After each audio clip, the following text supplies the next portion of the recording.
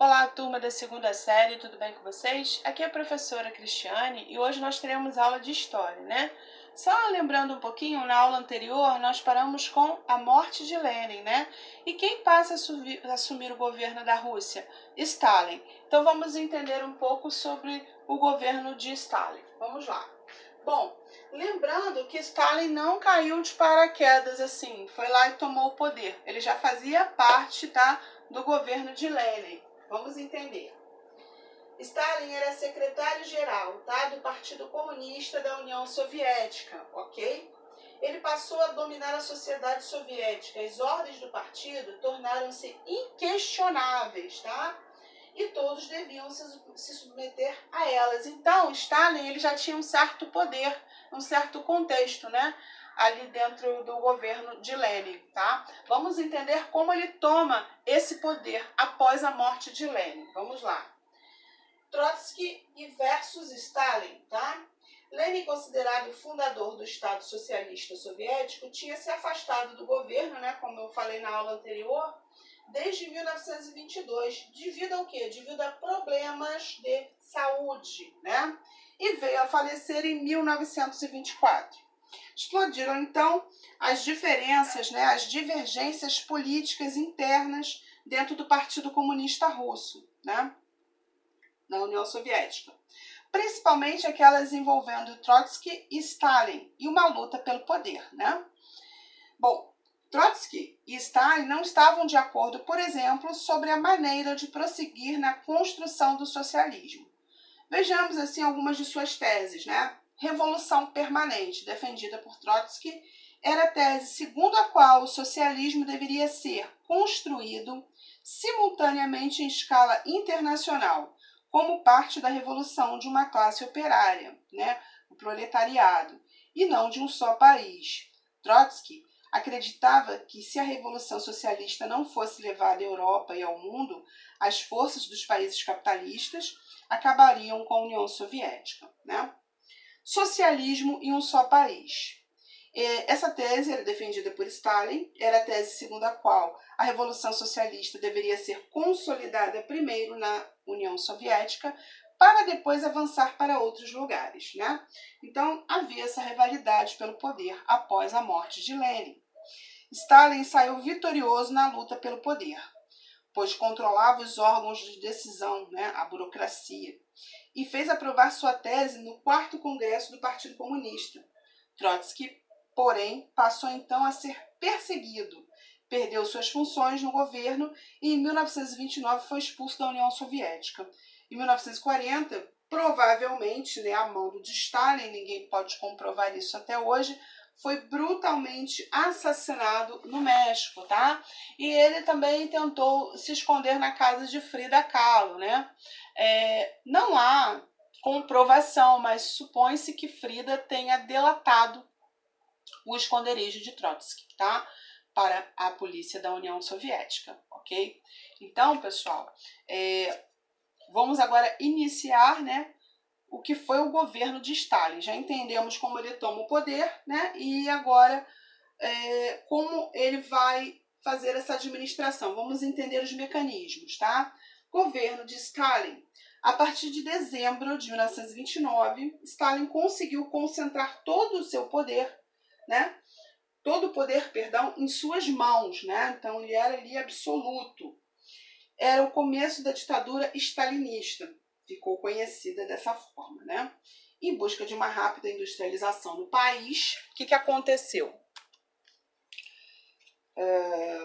Ele levou adiante seu governo, né, a questão da renacionalização da economia, ou seja, o abandono do modelo econômico chamado NEP, que foi instalado por Lenin, né, e a execução dos planos quinquenais numa política econômica definida em 1928.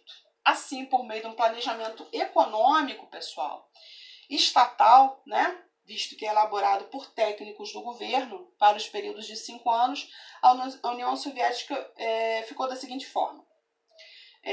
Stalin desenvolveu a indústria pesada, explorando reservas de carvão, ferro e petróleo, produzindo aço e ampliando a instalação da rede de energia elétrica, tá? Mecanizou a agricultura e promoveu uma imensa coletivização do campo, né? Extinção forçada da propriedade privada da terra, entendam bem, né? O governo se apossou de terras particulares e atingiu mais de 60% das atividades agropastoris, tá? Desenvolveu a educação pública por meio do ensino obrigatório e gratuito, ampliando assim o número de alunos, erradicando o analfabetismo no país, construindo muitas escolas e universidades, tá? Agora nós vamos falar sobre um termo muito importante que cai muito em questões de Enem, tá? Chamado depurações stalinistas, tá, pessoal? O lado perverso do governo de Stalin foi implantado e foi uma das ditaduras mais sangrentas do século XX, tá, pessoal? Que isso fique bem claro, tá? Não vamos romantizar nada, nem glamourizar nada, tá? Bom, ele perseguiu cruelmente as oposições políticas e todos que pensavam, né, diferente. No período de 1936 a 1938 ocorreram as chamadas depurações stalinistas, né? Cujo objetivo era o quê? Eliminar supostos inimigos do governo.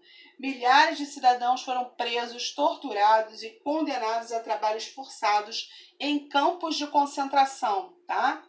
Ou condenados à morte. No total, pessoal, estima-se que o terror político da era stalinista tenha matado cerca de 500 mil pessoas, além de prender e torturar mais de 5 milhões de cidadãos, tá? Isso fique bem claro, né? Não devemos romantizar a história.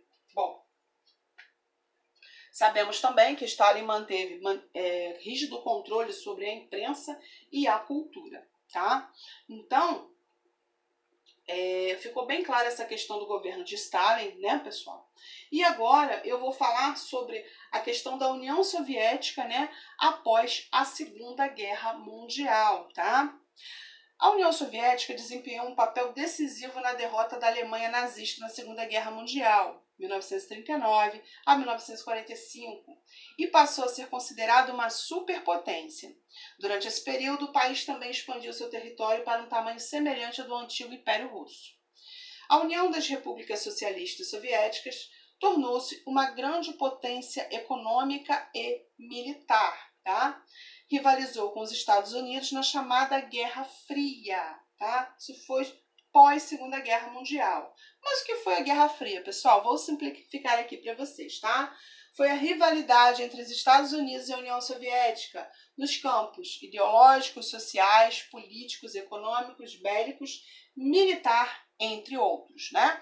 De um lado, tínhamos os Estados Unidos, que defendiam o quê? O capitalismo, né? Do outro lado, tínhamos a União Soviética, que defendia o quê?